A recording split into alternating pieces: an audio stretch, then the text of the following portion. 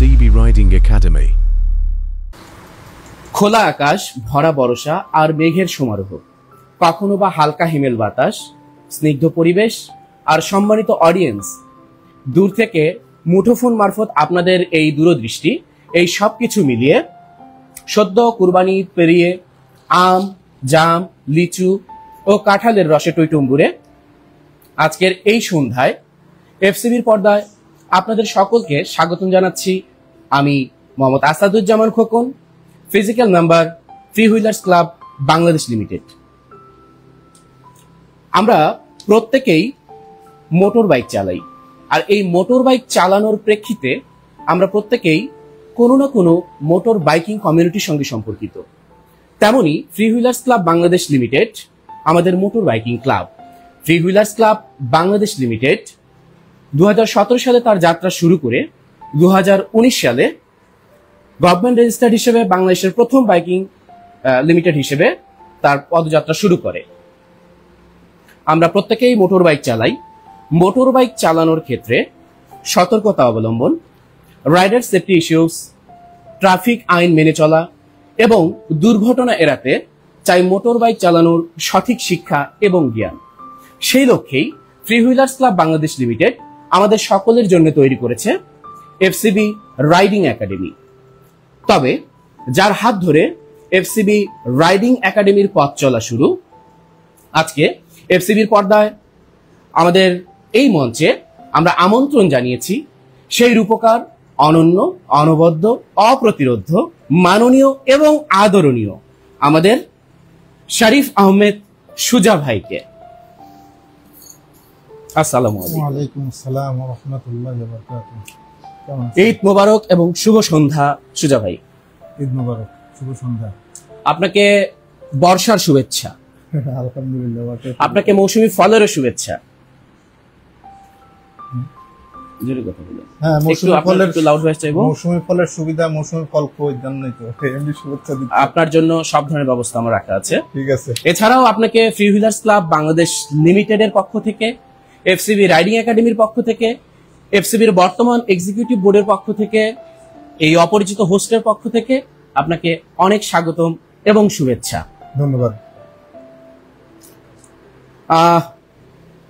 সুপ্রিয় এফসিবি, আপনাদের প্রত্যেকের আকর্ষণের তালিকায় আরেকটু যুক্ত করতে আমি আপনাদেরকে জানিয়ে রাখি, মূলত আমরা আজকে শরীফ আহমেদ সুজা ভাইয়ের সাথে কথা বলবো এফসিবি রাইডিং একাডেমি নিয়ে। আসলে রাইডিং একাডেমি নিয়ে তো আমরা কথা বলবোই, এখান থেকে পালানোর সুযোগ নেই আমাদের। তারপরেও আমরা চেষ্টা করব যত দ্রুত পালানো যায় আর কি।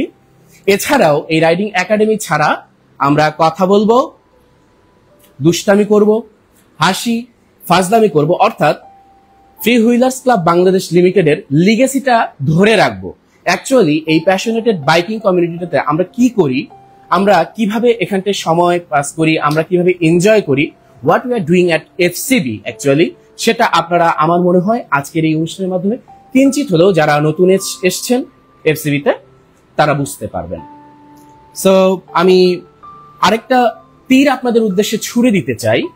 আপনারা যারা এই মুহূর্তে আমাদেরকে লাইভ দেখছেন এবং যারা আপনারা নিজেদেরকে সুযোগ্য এফসিবিয়ান হিসেবে দাবি করেন, তারা তো আসলে আমরা এখানে যত হাসি মাস্তি করবো সেটা তো মিস করবেনই, মানে তারা বুঝতেই পারবেন না। উপরত ওপাশ থেকে আপনারা কি করছেন আমরাও দেখতে পারবো না। তো আপনারা চাইলে টেলোপ্যাথির মাধ্যমে আমাদের সাথে কথা বলতে পারেন। যদি সেটাও না সম্ভব হয়, আমাদের যোগাযোগের মাধ্যম আছে, আপনারা নেটে আমাদের সঙ্গে কমেন্টে যুক্ত থাকতে পারেন, আপনাদের মতামত আমাদেরকে জানাতে পারেন। এছাড়া আপনাদের জন্য যে টিপটি আমি দিতে চাই সেটি হলো, আপনারা যদি সুযোগ্য এফসিবিয়ান হিসেবে নিজেদেরকে দাবি করে থাকেন তাহলে আমাদের এই প্রোগ্রামটিকে লাইক করুন এবং শেয়ার করুন, ইনভাইট করুন। কাকে শেয়ার করবেন? আপনার আশেপাশে এবং কাছাকাছি 500 কিলোমিটারের মধ্যে যত এফসিবিয়ান আছে তাদের প্রত্যেকের সাথে। ধন্যবাদ। শুরুর প্রথমের দিকে শরীফ আহমেদ সুজা ভাই, আমি আপনার সাথে একটি বিষয় শেয়ার করতে চাই, সেটি হলো প্রথমত আপনি বলবেন আপনার ঈদ কেমন কাটলেন? ঈদ আলহামদুলিল্লাহ ভালো কাটছে। একটু জোরে কথা বলবেন। আমাদের খুবই ভালো কাটছে ঈদ। ঈদে গ্রামের বাড়িতে ছিলাম, গ্রামের বাড়িতে সবার সাথে ঈদ করতে। আসলে আমরা যখন শহরে থাকি, গ্রামের বাড়িতে গেলেই আমাদের ঈদ। তো ঈদ কাটায় ঢাকাতে আসছি, এসে অফিস করতেছি, ব্যস্ততার ভিতরে আছি, এই তো নানান কাজের ভিতরে ব্যস্ত আছি। আর একটু লাউডলি বলবেন। আপনার কাছে একটু লাউডলি চাইবো, কারণ আমাদের মাইক্রোফোনে একটু প্রবলেম ইস্যু হয়। তো ছাগল কাণ্ডে জড়িয়েছিলেন নাকি গরু কাণ্ডে জড়িয়েছিলেন? ছাগল কাণ্ডের সাথে সামান্য পরিমাণ একটু যুক্ত হয়ে গেছিলাম। সেটা হলো এই যে ছাগির দুধ খেয়েছি। আচ্ছা, ছাগির দুধ না, এটা আমি ঈদের কথা জিজ্ঞেস করছি, নট দ্য রিসেন্ট টাইম। ঈদের সাথে রিলেটেড এটা। এই গোষ্ঠের সাথে ছাগির দুধের সাথে প্রেশারটা একটু হাই হয়ে গেছে। এটা ছাড়া আর অন্য কোনো কাণ্ডে জড়িত নাই আর কি। যেহেতু কিছু না কিছু আসলে দেশে এখন ছাগল কাণ্ড গরু কাণ্ডের সঙ্গে সম্পর্কিত, আমি জানি না কেন এটা বারবার ঘুরে ফিরে আসে। যাক, যে কাণ্ডে আপনার সঙ্গে সম্পর্কিত থাক না কেন, সেটা হালাল কাণ্ড ছিল। তো সেই সুবাদে আমি একটু সামনের দিকে এগিয়ে নিতে চাই। সর্বপ্রথমেই আমি আপনার মাধ্যমে জানতে চাইবো free Wheelers Club Bangladesh limited এবং ফ্রি হুইলার্স ক্লাব বাংলাদেশ লিমিটেডে শরীফ আহমেদ সুজা ভাইয়ের অন্তর্ভুক্তি কেন এবং কিভাবে? আমি আসলে অনেক আগে থেকেই এই এফসিবির সাথে ছিলাম, এফসিবির পোস্ট দেখতাম, আর ট্যুরে যাওয়ার খুব ইচ্ছা ছিল। তো এফসিবিতে যখন একটা হয় ওই ভয়েস হয় সাজেকের ভয়েজের পর থেকে আমার খুব ইচ্ছা ছিল যে আমি ভয়েজে যাবো। এইভাবে এরা এত সেফটি মেনটেন করে, এদের সাথে সব জায়গার সিরিয়ালি মেনটেন থাকে। তো সেফটির দিক দিয়ে বিবেচনা করে, এদের নিয়ম শৃঙ্খলার দিক দিয়ে বিবেচনা করে, সমস্ত কিছু বিবেচনা করে আমার এফসিবিটির সাথে যুক্ত হওয়া। ষষ্ঠ ভয়েস থেকে বগালেকে ভয়েসটা ছিল, তারপর থেকে আর একটা ভয়েসও মিস হয় নাই এ পর্যন্ত। সমস্ত ভয়েসে এবং অনেকগুলো ডে লং এর সাথে যুক্ত আছি এবং রেজিস্টার্ড মেম্বারও হয়েছি। তারপর থেকে আমার এফসিবির সাথে পথ চলা। বাহ, তার মানে বেশ সুদীর্ঘ একটা প্ল্যানিং এবং সুদীর্ঘ একটা ইমোশনের সঙ্গে সম্পর্কিত হয়ে আপনার এফসিবিটাতে এন্ট্রি, এবং এফসিবিতেও আসলে আপনার স্থান বা আপনি যেভাবে এফসিবি কে গ্রহণ করছেন, এফসিবি কেও নিশ্চয়ই আপনি সেভাবেই পাচ্ছেন।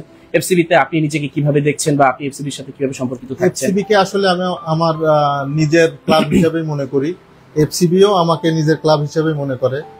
এফসিবিতে যে আমি রেজিস্টার্ড হয়েছি বা রেজিস্টার্ড যদি নাও হতাম, তারপরে এফসিবির দরকারে আমাকে যখন ডাকবে তখন আমাকে সবসময় পাবে। এটা ইনফ্যাক্ট আমাদের সকলের। আমিও যখন এফসিবি কে কোনো একটা কাজের জন্য, ক্লাবিং এর জন্য যখন সাহায্যের হাত বাড়াবো, তখন আমি আশা করি, আমি মনে করি অবশ্যই এফসিবি আমার পাশে থাকবে। ডেফিনেটলি। শরীফ আহমেদ সুজা ভাই, আপনি কি এর আগে কখনো অনফেস এভাবে ক্যামেরায় কথা বলেছিলেন? না, এরকম কখনো বলা হয় নাই, এটাই প্রথম, যে কারণে আমি একটু নার্ভাস ফিল করতেছি। আচ্ছা, মানে আপনি সামাও কি এটা বলতে চাচ্ছেন যে আপনার সাথে ভাবির বা আপনার প্রিয়তম এশুর সাথে কখনো ভিডিও কলেই কথা হয়নি? ভিডিও কলে কথা হয়েছে, কিন্তু এরকম ভাবে তো আর লাইভে মানে অন এয়ার যাবে এরকম তো আর কোনো কিছু হয় নাই। ভাবির সাথে রেকর্ড করে কথা হয়েছে আপনার? ভাবি আপনাকে রেকর্ড করে ভিডিও পাঠাইতো, আপনি ভাবিকে রেকর্ড করে ভিডিও পাঠাইতেন? তা না, রেকর্ড করে তো আর ভিডিও পাঠানো হয় না, ভিডিও কলেই কথা হয়েছে, কিন্তু অন এয়ার আমার প্রথম এটা। ওকে, আপনি কি ক্যামেরার সামনে নার্ভাস নাকি আমার সামনে নার্ভাস? না, ওইটা আসলে কোনো বিষয় না, আপনি ক্যামেরা, এটা কোনো বিষয় না। অন এয়ার যাচ্ছে, এটা একটু আনইজি লাগতেছে শুরুর দিকে, তাই আর কিছু না। আপনাকে অসংখ্য ধন্যবাদ যে আপনি অ্যাটলিস্ট আমার প্রশ্ন উত্তরে হ্যাঁ বলেননি, তা না হলে কেলেঙ্কারি ঘটে যেত। ধন্যবাদ আপনাকে। আমি শুরুতেই আপনার কাছ থেকে জানতে চাইবো, আমাদের আজকের আমাদের অডিয়েন্সরাও জানেন, এছাড়াও আমরা দীর্ঘদিন ধরে একটি পরিচর্যার মধ্যে দিয়ে যাচ্ছি। আমরা জানি বিগত 7 মাস ধরে ফ্রি হুইলার্স ক্লাব বাংলাদেশ লিমিটেডের বর্তমান এই রাইডিং একাডেমি নামক একটি সেক্টর, যেটি রান হয়ে আসছে আস্তে আস্তে বা চুপে ছাড়ে, সেটা আজকে 7 মাস প্রায় হয়ে গেছে এই রাইডিং একাডেমির পথ চলার, এবং যেটি আপনার হাত ধরে হয়েছে। এবং আমার জানা মতে খুব সম্ভবত বাংলাদেশে এই প্রথম কোনো কমিউনিটি বাইকিং, কোনো বাইকিং কমিউনিটির মধ্যে অ্যাকচুয়ালি এই ধরনের কোনো কিছুর একটা স্তুতি বা কিছু একটা প্রথম শুরু হলো।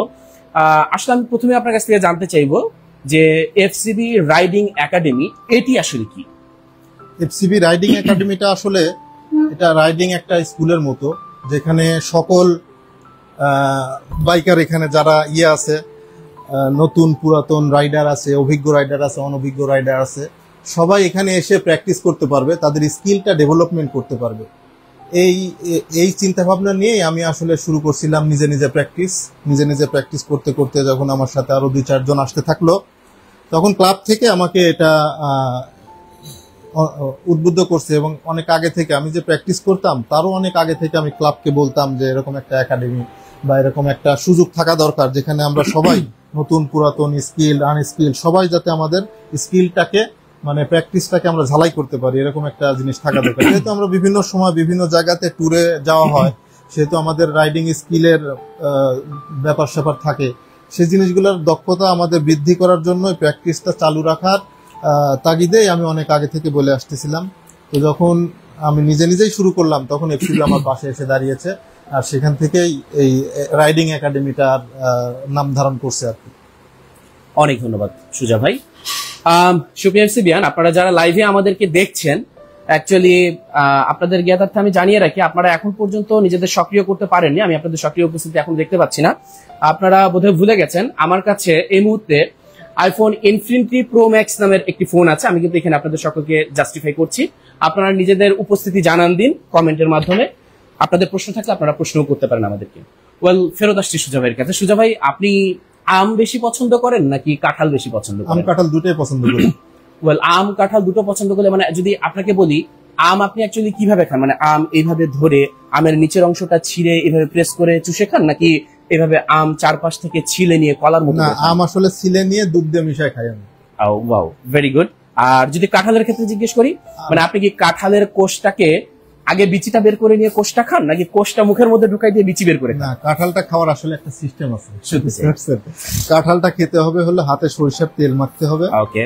তারপরে কাঁঠালটা উঠাইতে হবে। দুই হাতেই? হ্যাঁ, দুই হাতে মাখাইতে হবে। দুই হাতে মাখায় নিয়ে কাঁঠালটা যে করে হোক ফাটাইতে হবে। ফাটানোর পর ওখান থেকে কোষগুলো উঠাইতে হবে। বলবেন? হ্যাঁ, কোষগুলো উঠাইতে হবে আর একটা করে খাইতে হবে আর বিচি ফেলতে হবে। বাহ, মানে এটি আপনি কোথা থেকে শিখলেন এই ট্রিক্স? এটা আসলে গ্রামের থেকেই শেখা। গ্রামের বাড়িতে আমরা যখন কাঁঠাল খাই তখন এইভাবে খাই। কাঁঠাল উঠায় নিয়ে প্লেটে করে ভালো একটা জায়গাতে যায় বসে খাওয়া, ওইটার মজা নাই। হোয়াট এ ওয়ান্ডারফুল আনসার সুজা ভাই। আচ্ছা সুজা ভাই, আপনাকে আরেকটা জিনিস জিজ্ঞেস করতে চাই।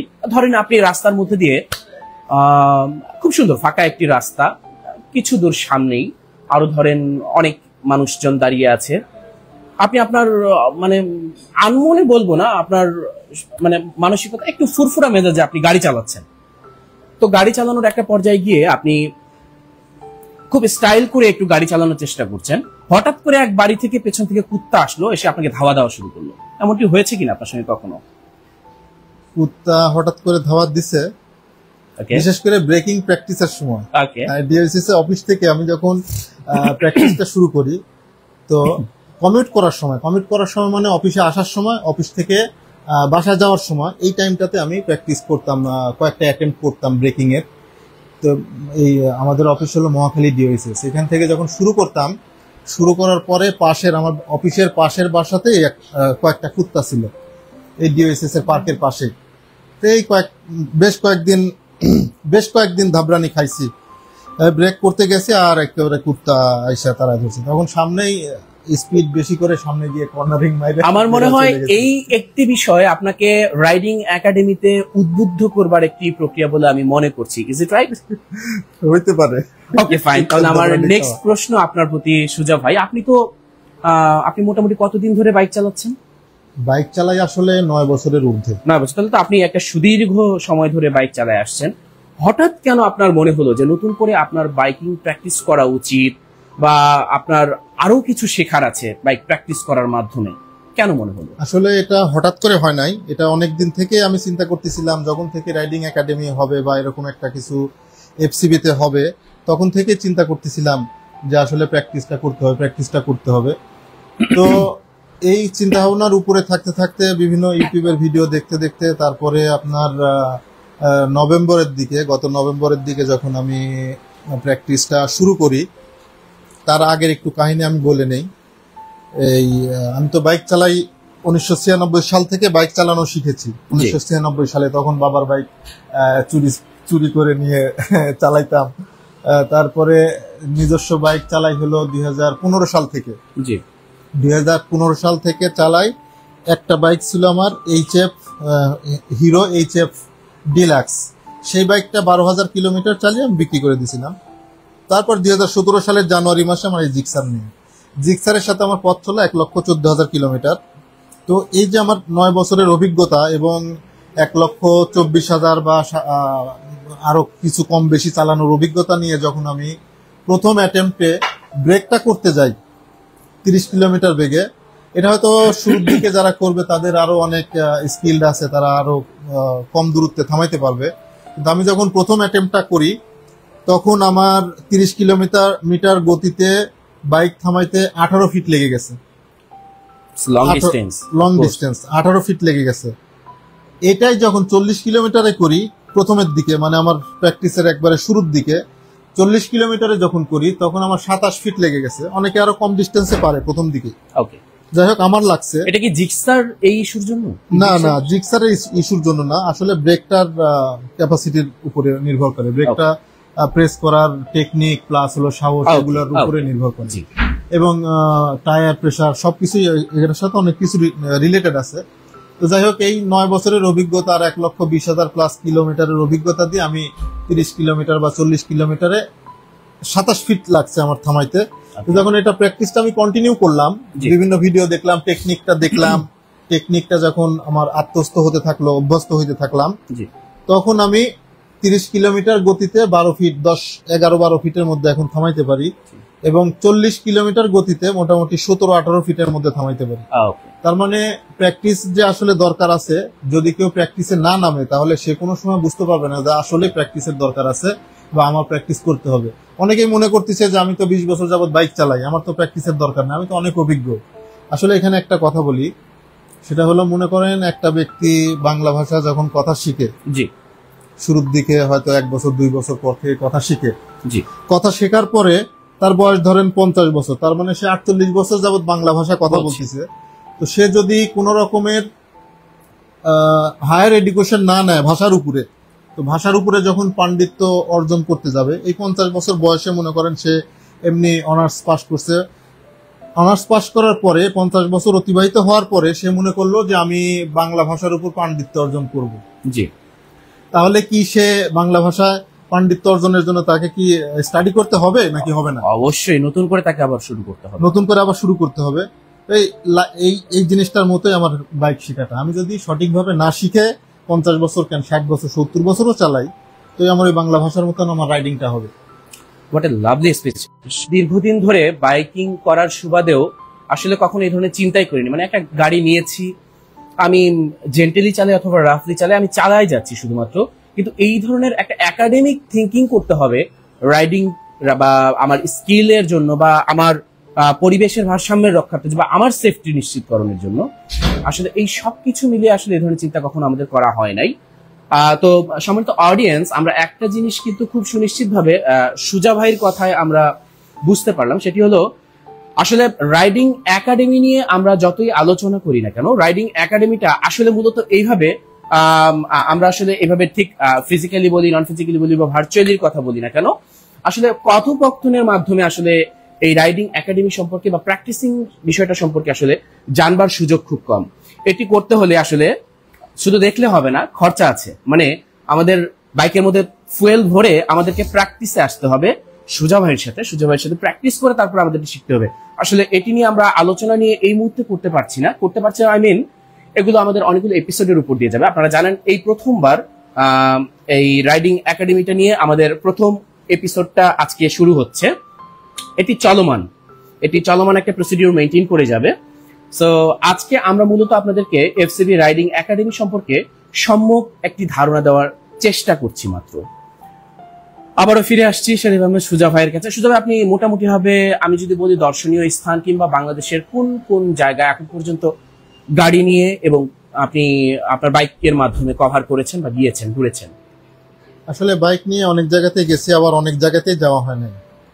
এরকম কক্সবাজার গিয়েছি, ডিম পাহাড় গিয়েছি, সাজেকে গিয়েছি, ডিম পাহাড়, নীলাচল, নীলগিরি, এদিকে যাওয়া হয়েছে, কিন্তু রিমোট এরিয়াগুলোতে, পাহাড়ের রিমোট এরিয়াগুলোতে এখনো এক্সপ্লোর করা হয় নাই। ওকে।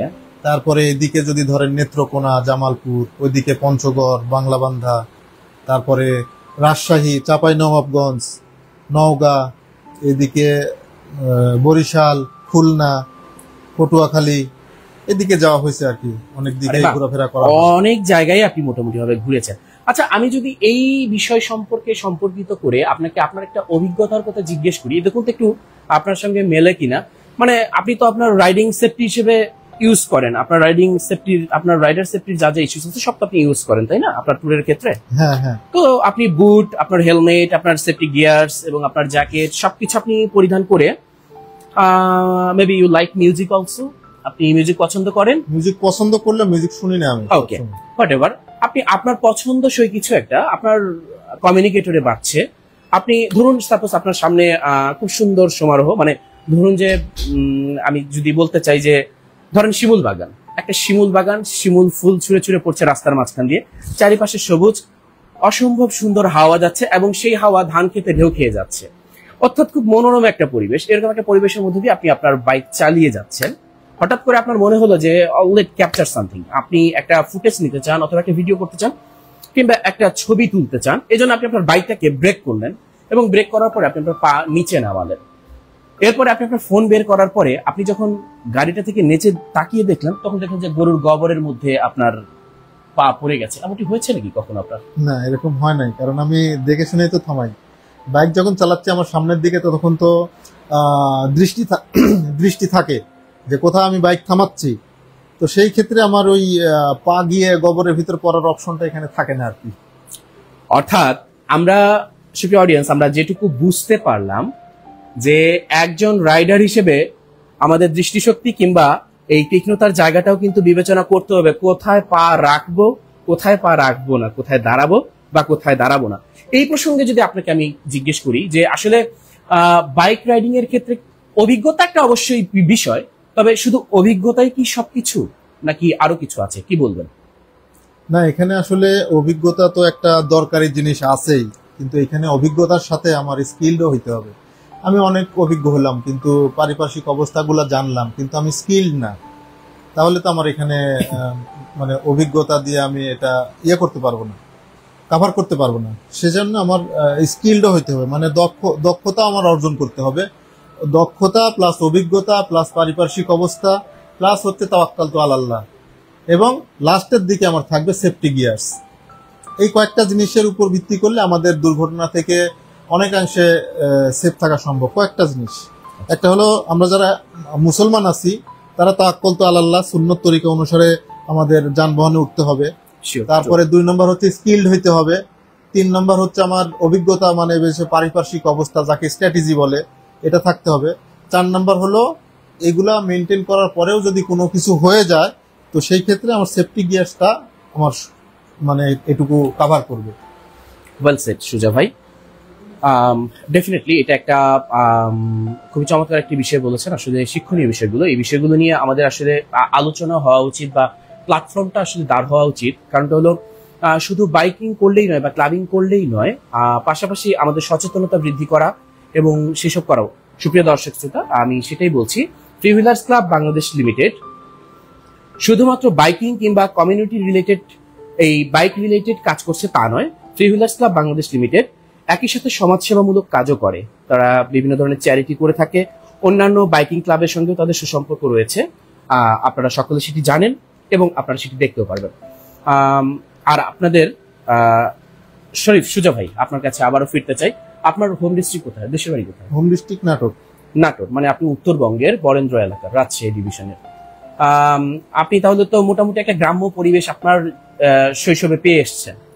আচ্ছা, আপনি কি কখনো এমনটি দেখেছেন যে, বা আপনি এটির সঙ্গে সম্পর্কিত কিনা দেখেন তো, যে 3 পাশে বিয়ারিং এর 3টা বিয়ারিং থাকে, মাঝখানে কাঠ, আমরা বলি বিয়ারিং এর গাড়ি, কখনো খেলেছেন ছোট? হ্যাঁ, এগুলা তো খেলেই বড় হয়েছি আমরা। গ্রামের মানুষ যেহেতু, গ্রামের বেড়ে ওঠা, এগুলা গ্রামে খেলে ধুলেই আমরা বড় হয়েছি আর কি।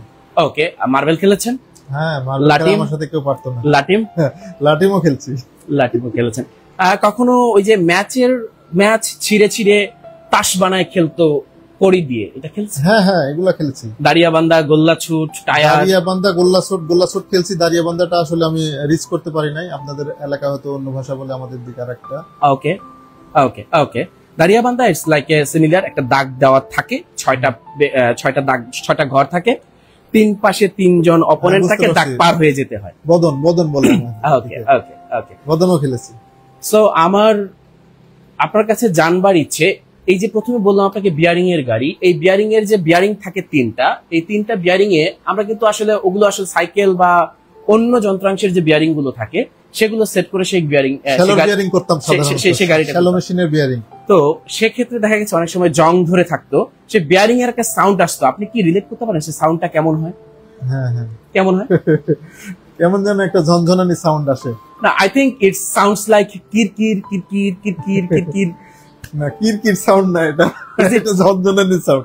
কিরকির সাউন্ড হইছে আপনার ইয়েতে, কুয়াকাটাতে। ওকে, হ্যাঁ, মানে আমি কিন্তু এটা রিলেট করতে পারি। কুয়াকাটা ভয়েসে গেছেন? না, আমার সেটা আসলে সক্ষমতা হয়নি, আমি আমার সেই সুযোগটা আসেনি। ইনশাআল্লাহ পরবর্তী ভয়েসগুলোতে আমি যাব।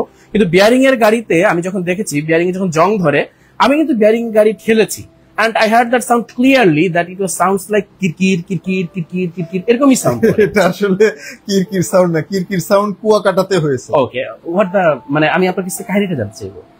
কাহিনী আসলে হলো আমরা কুয়াকাটা ভয়েসে যখন গেছিলাম, জি, কুয়াকাটা ভয়েসে এটা হাতে নিতে হবে। জি, কুয়াকাটা ভয়েসে যখন গেছি তখন আমাদেরকে এক রুমে আমরা 3 জন ছিলাম। রাজশাহীর নাহিদ ভাই, ওকে, তখন চিটাগাং এ থাকতো। নাহিদ ভাই সালাম নেবেন, আপনি আছেন কিনা জানাবেন আমাদেরকে।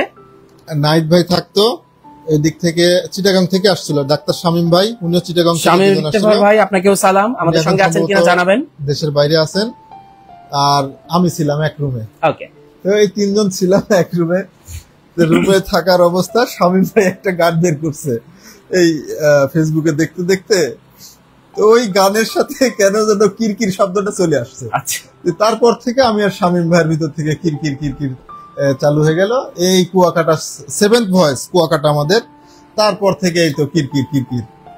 লাভলি স্টোরি সুজা ভাই। এন্ড দেখেন পরিবেশ কোথায় একটা সাম্য অবস্থা তৈরি করে দেয়, মানে কোথায় আপনাদের সেই কুয়াকাটা ভয়েস, আমি কিন্তু সেটার সঙ্গে সম্পর্কিত ছিলাম না। খুব রিসেন্টলি আমি আমাদের এই প্রোগ্রামের জন্য একটি ছোট্ট একটা প্রোমো বা ইন্ট্রোডাকশন আমাদের অডিয়েন্সের জন্য করতে গিয়ে সেখানে আমি এই কিরকির কিরকির গানটাকেই চয়েস করলাম, আই ডোন্ট নো হোয়াই।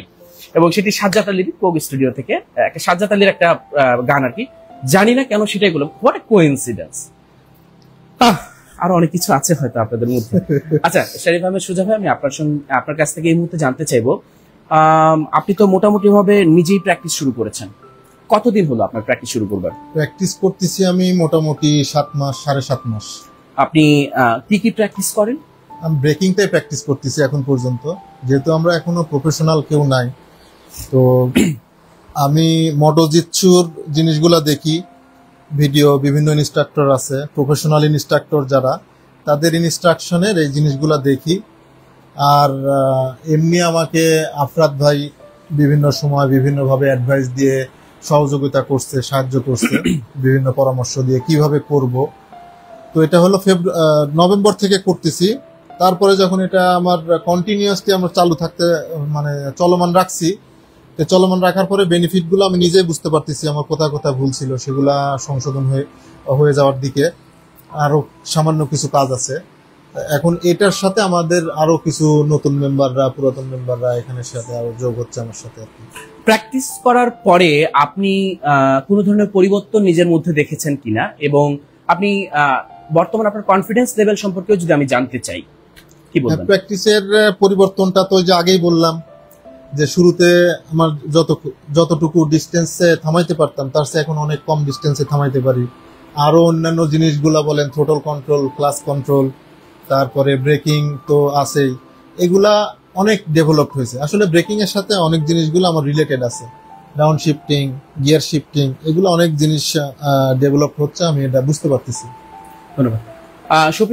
সুপ্রিয় এফসিবিয়ান, আপনাদের জ্ঞাতার্থে জানিয়ে রাখি, আমাদের এই এফসিবি রাইডিং একাডেমিটা গত 7 মাস ধরে রান করছে শরীফ আহমেদ সুজা ভাইয়ের হাত ধরে, এবং বর্তমান এফসিবির যে এক্সিকিউটিভ বোর্ড, যেটা গণেশ রয় শান্ত দাদা এবং মোহাম্মদ গোলাম রব্বানী ভাইয়ের নেতৃত্বে বর্তমানের বোর্ড বদ্ধপরিকর আমাদের বাইকারদের জন্য সুযোগ সুবিধা তৈরি করতে, আমাদের সতর্কতা অবলম্বন করাতে, আমাদের সেফটি ইস্যুস নিয়ে আমাদেরকে সচেতনতা বৃদ্ধি করতে, এবং ক্লাবের মাধ্যমে আমাদের ডোমেস্টিক্যালি একটা ভালো স্টেটাস তৈরি করতে। শরীফ সুজা ভাই, আপনার কাছ থেকে এবার জানতে চাইবো, আপনার ছোটবেলায় দেখি তো এটার সঙ্গে আপনি সম্পর্কিত কিনা, আপনি কি কখনো বাঁশের পাতা দিয়ে বাঁশি বাজাইছিলেন? না, বাঁশের পাতা দিয়ে বাঁশি বানানো হয় নাই, এটা নারিকেলের পাতা দিয়ে সম্ভবত বাঁশি বানাইছি। সম্ভবত মানে বুঝিনি, মানে নারিকেলের পাতা দিয়ে একটা বাঁশি বানানো যায়, আচ্ছা, সেই বাঁশি হয়তো বানিয়ে, অথবা পেঁপের ডাল, পেঁপে গাছের ডাল কেটে পেঁপের সেই ডাল, হ্যাঁ এটাও করছি, দুপাশে পলিথিন বেঁধে করেছেন না? বা আপনি তো পুরোদস্ত সবই করেছেন। অ্যাকচুয়ালি আপনি অনেক দুষ্ট ছিলেন ছোটবেলা থেকে বলে মনে হচ্ছে। আপনি আপনাকে দেখে আমার কেন যেন মনে হচ্ছে আপনি ঘুরিয়ে উড়াতে পারেন, তাই না? হ্যাঁ, ঘুরি উড়েছি তো। কিন্তু কেন যেন আমার মনে হচ্ছে আপনি ঘুরি উড়ানোর থেকে ঘুরি চুরি করতেন বেশি, এরকম মনে না হয়? না না, এটা করি নাই কখনো। কাটতেন, ছিঁড়ে ফেলতেন, এমন কিছু হতো? কাটাকাটি আমরা খেলতাম না। আচ্ছা, বাঁশ পাতা কখনো বানাননি? বাঁশ সম্পর্কিত আপনার কোনো অভিজ্ঞতা আছে কিনা বাঁশের সঙ্গে? না, বাঁশের সঙ্গে আসলে এরকম বাঁশের সঙ্গে তেমন কোনো, সাইকেলের সঙ্গে ক্যারিয়ার করা, গাছের সঙ্গে বেঁধে দিয়ে গাছকে সোজা করে রাখা, এমন কোনো কিছু? না, এগুলা একটু জোরে বলবেন। না, এগুলা তেমন মনে পড়ে না। ওকে, বেশ। আমি আপনার কাছে এবার আমাদের রাইডিং একাডেমি সম্পর্কে, আপনি অনেকগুলো স্কিলের কথা কিছুক্ষণ আগে বলেছেন আমাদেরকে, প্র্যাকটিসের আলোকে যে স্কিলগুলো ইমপ্রুভ করা যায়। আপনি বলেছেন এই শুধু অভিজ্ঞতা নয়, স্কিল প্রদর্শনীর মাধ্যমে বা স্কিল গেইনিং এর মাধ্যমেও কিন্তু নিজেদের সেফটিটা নিশ্চিত করা যায়। তো আসলে আপনি যদি আমাদেরকে কয়েকটা স্কিল সম্পর্কে ধারণা দেন, তাহলে আমাদের অডিয়েন্সরাও রিলেট করতে পারবে। আমাদেরকে কিছু এক্সাম্পল দিতেন যদি। আচ্ছা, সামান্যভাবে দুই তিনটা স্কিলের কথা বলি। লাভলি বলবেন। একটা হলো, এক নম্বর হলো আমার ব্রেকিং স্কিল। সেটা তো আমরা সবাই বুঝতে পারতেছি যে ব্রেকিং করে আমরা কত দ্রুত বাইকটা থামাইতে পারি, এটা হলো একটা। থ্রোটল কন্ট্রোল যে একটা স্কিল, এটা কিন্তু আমরা অনেকে বুঝতেই পারি না যে এটা আসলে একটা স্কিলের ভিতরে পড়ে। তারপরে ক্লাস কন্ট্রোল, এটাও একটা স্কিল। তো থ্রোটল কন্ট্রোলটা কিভাবে আমার একটা স্কিল, কিভাবে কাজে লাগে সেটা আমি একটু ডিটেলস বলি। মোটামুটি থ্রোটলটাকে আমার কন্ট্রোল রাখতে হবে, স্মুথলি আমার ওপেন করতে হবে, স্মুথলি ক্লোজ করতে হবে।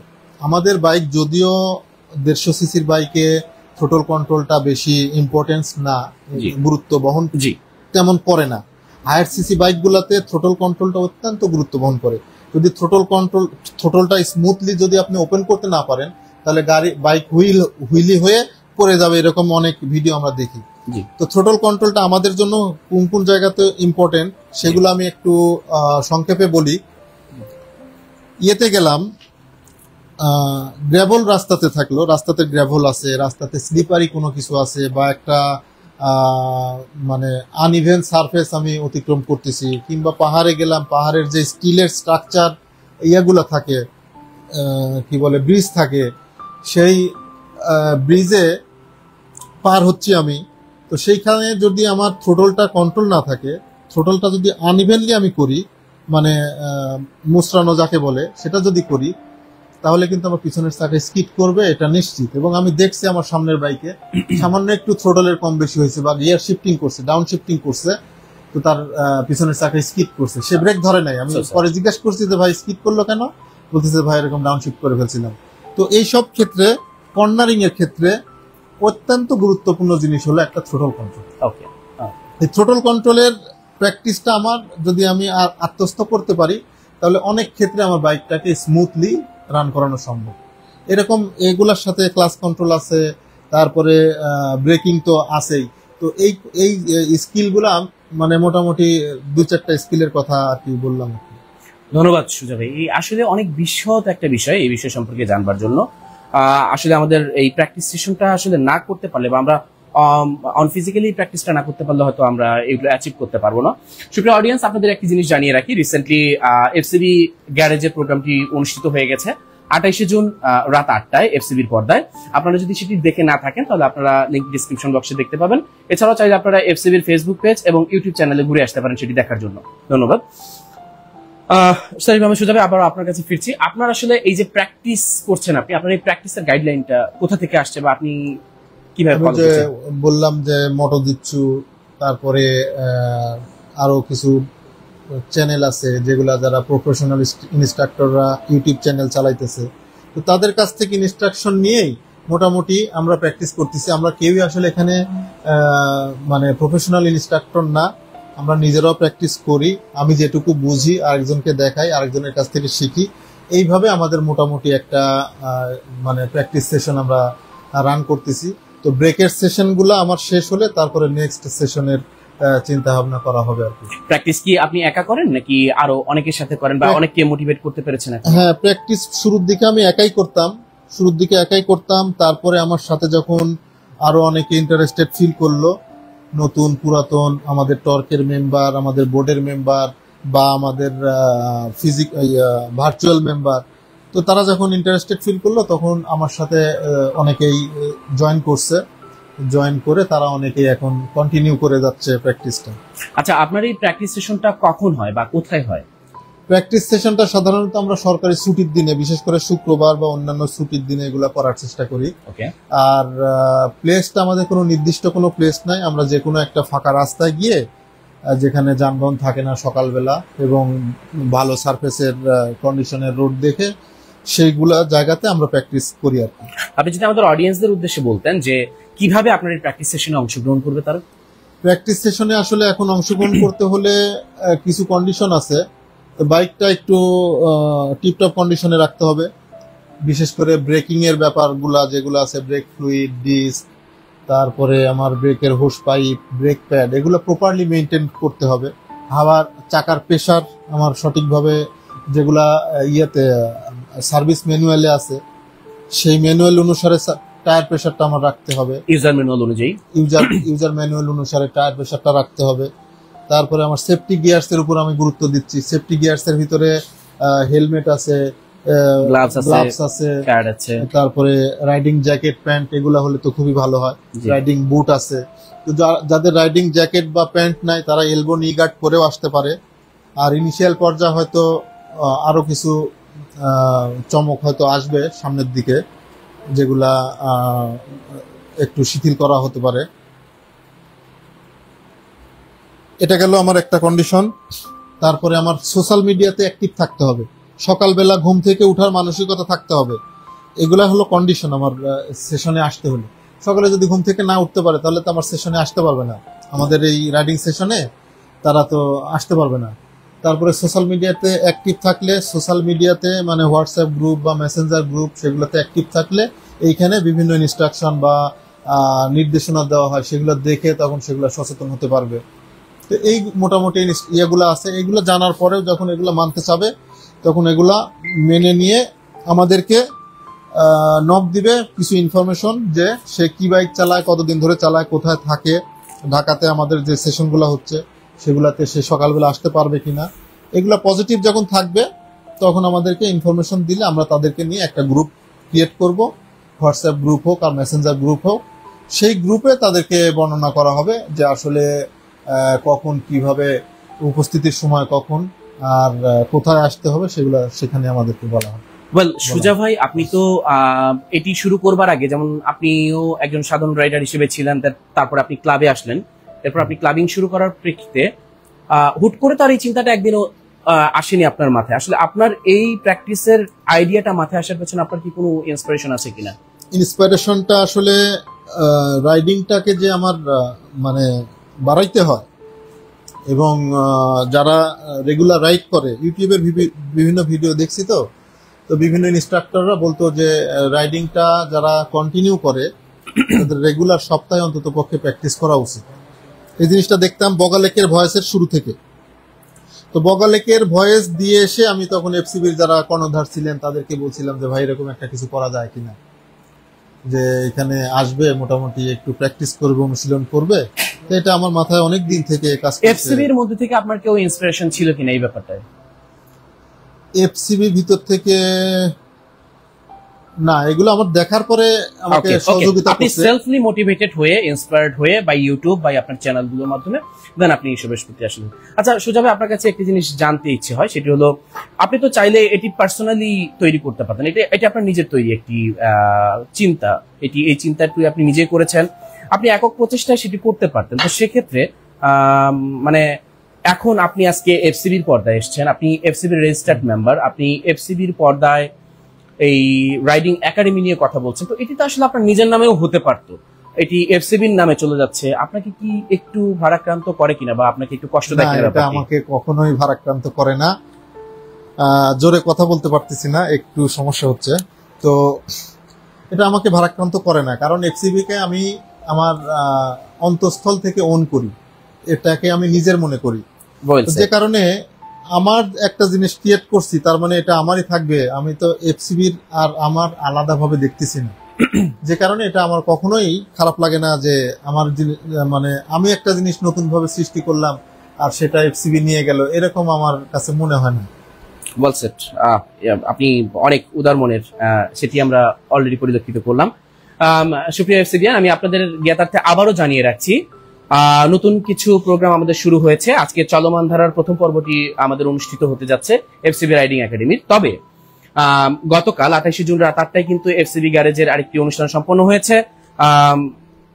শাহেদ আহসান আবির ভাইয়ের উপস্থিতিতে অর্ণব হার্ডি ভাইয়ের পরিবেশনায়। আপনারা যদি না দেখে থাকেন, আপনারা চাইলে আমাদের এফসিবির গ্রুপ এবং ইউটিউব চ্যানেল থেকে দেখে আসতে পারেন। সুজা ভাই, কি একটু অস্বস্তি বোধ করছেন? আপনার শরীর এখন কেমন লাগছে? আপনি সামান্য অসুস্থ ছিলেন, একটু মনে হয়। সুপ্রিয় দর্শক, ধন্যবাদ আমার টেকনিক্যাল টিমকে। আমার আসলে পরের প্রশ্ন আপনার কাছে জানতে চাওয়া, এটি আসলে আপনার হয়ে আমারও জানতে চাওয়া এবং একান্ত আপনার ব্যক্তিগত জানতে চাওয়া যে আপনি এই যে রাইডিং একাডেমিটাকে এস্টাবলিশের পথে এগিয়ে এলেন বা দীর্ঘ 7 মাস ধরে এটিকে পরিচালনা করলেন, ফ্রি হুইলার্স ক্লাব বাংলাদেশ লিমিটেডের কাছে এই রাইডিং একাডেমি নিয়ে আপনার চাওয়া কি? ফ্রি হুইলার্স ক্লাবের কাছে একটু লাউডলি বলবেন যদি সম্ভব। এটা আসলে আমার ক্লাবের কাছে চাওয়া যে ক্লাবের যারা কর্ণধার আছে, এখন বোর্ডের মেম্বার আছে, সবাই আমার সেশনে আসবে এবং একটা নির্দিষ্ট লেভেল পর্যন্ত তারা স্কিলড হবে। স্কিলড হওয়ার পরে তারা মোটামুটি যারা নতুন আসবে, যখন এটা আরো ভবিষ্যতে যখন নতুন মেম্বাররা যোগ হবে, তাদেরকে চালানোর মতন ক্যাপাসিটি যাতে হয়, সেরকম আমার মেম্বার গুলো আমি চাই যে এখন টর্কে থাকুক বা বোর্ডে থাকুক, তারা সকলেই যারা ঢাকার ভিতরে আছে তারা সকলেই আমাদের এই রাইডিং একাডেমিটাকে আর কি একটা নির্দিষ্ট সময় পর্যন্ত করে একটু অভিজ্ঞ হয়ে তারপরে জুনিয়রদেরকে টিচ করার জন্য বা শেখানোর জন্য প্রস্তুতি হবে। এটা আমি 1 নম্বর চাওয়া। আমরাও বিশ্বাস করি এটি, এবং ধন্যবাদ শরীফ আহমেদ সুজা ভাইকে। এছাড়াও আপনাদের জন্য আমি জানিয়ে রাখি, আমাদের বর্তমান এক্সিকিউটিভ কমিটি, যেমন আমাদের বর্তমান প্রেসিডেন্ট গণেশ রয় শান্ত দাদা এবং আমাদের সেক্রেটারি মহোদয় জনাব গোলাম রব্বানী ভাই, ইনাদের সুযোগ্য নেতৃত্বে বর্তমান বোর্ড কিন্তু সেই লক্ষ্যগুলোতেই বাস্তবায়নের পথে যাচ্ছে। সত্যিকার কথা হলো, এই বোর্ডের আসার পরেই কিন্তু আমরা অনেক ধরনের নতুন এবং নতুনত্বের কিছু ছায়া আমরা দেখতে পেয়েছি, ছোঁয়াও দেখতে পাচ্ছি। হয়তো শ্যাডোগুলো সামনে বাস্তবায়িত হবে, ছোঁয়াগুলো আপনাদের সামনে এখন পরিবেশিত হচ্ছে অলমোস্ট। আপনাদের জ্ঞাতার্থে জানিয়ে রাখি, এফসিবি কিন্তু তাদের বার্ষিক ক্যালেন্ডার আপনাদের সামনে তুলে ধরেছে, আপনাদের সামনে পরিবেশন করেছে। আসছে, আপনারা জানেন কিনা, আসছে জুলাই মাসের 17 তারিখ থেকে 20 তারিখে ভয়েস 13 কিন্তু অনুষ্ঠিত হতে যাচ্ছে। সমস্ত বিষয়গুলো আপনারা চোখ রাখুন এফসিবির নোটিশ বোর্ডে এবং এফসিবির পেজে। ধন্যবাদ আপনাদের সকলকে। ওয়েল, আমরা অনুষ্ঠানের একবারে শেষ পর্যায়ে চলে এসেছি। আমি আমাদের অডিয়েন্সদের অসংখ্য ধন্যবাদ দিতে চাইবো, তবে তার আগে একটি আপনাদের জন্য অতি মূল্যবান বিষয় আপনাদের সামনে তুলে ধরতে চাইবো আমার আজকের গেস্টের মাধ্যমে। শরীফ আহমেদ সুজা ভাই, আমি আপনার জন্য আজকের অনুষ্ঠানের সর্বশেষ প্রশ্নটি করতে চাই। সেই সর্বশেষ প্রশ্নটি হলো যে অ্যাকচুয়ালি এফসিবি রাইডিং একাডেমি নিয়ে আপনার দীর্ঘমেয়াদী কোনো পরিকল্পনা আছে কিনা বা সমৃদ্ধকর কোনো পরিকল্পনা আছে কিনা? আসলে এই রাইডিং একাডেমিটা আমার মানে দীর্ঘদিন থেকে পরিকল্পনা আছে, কিন্তু একটা রূপরেখা যে দাঁড় করানো, এটা এখনো নকশা মানে প্রকাশ পায় নাই, এখনো ভিতরেই আছে। কিভাবে হবে সেগুলা ইনিশিয়াল পর্যায়ে আছে। তো এটা আমার দীর্ঘদিনের পরিকল্পনা আছে যে এখানে একটা এই একাডেমির মাধ্যমে নতুন পুরাতন মানে স্কিল্ড আনস্কিল্ড সমস্ত রাইডাররা এখানে আসবে, এসে তাদের রাইডিংটাকে আপার লেভেলে নিয়ে যাবে, এরকম মানে করার মানে সুযোগ পাবে। এবং যারা বাইক চালানো শিখেও নাই তারাও শেখার সুযোগ পাবে। যারা চালাইতে পারে তাদের চালানোটাকে মানে অ্যাডভান্স লেভেলে নিয়ে যাবে। তো এই জিনিসটা যাতে হয় এরকম একটা প্ল্যানিং আমাদের আছে। এটা ভবিষ্যতে আরো সুন্দরভাবে। বর্তমান বোর্ডের সাথে আপনার এই ব্যাপারে কথা হয়েছে বা বর্তমান বোর্ড আপনাকে এই ব্যাপারে কি জানিয়েছে? বর্তমান বোর্ড আমাকে বলছে যে আপনার সাথে বোর্ড আছে, আশ্বস্ত করেছে। হ্যাঁ, এবং এমনকি প্রেসিডেন্ট সাহেবও আমাদের সাথে ঈদের আগে সেশনে যুক্ত হয়েছে। গতদিনও আমার সাথে থাকার কথা ছিল, তিনি একটা জরুরি কাজে হয়তো বাইরে ছিল, সেই কারণে আসতে পারে নাই। সেক্রেটারি সাহেব ঈদের আগে আসতে চাইছিলেন, গরু কেনার ব্যস্ততার কারণে তিনি আসতে পারেন নাই। তো এর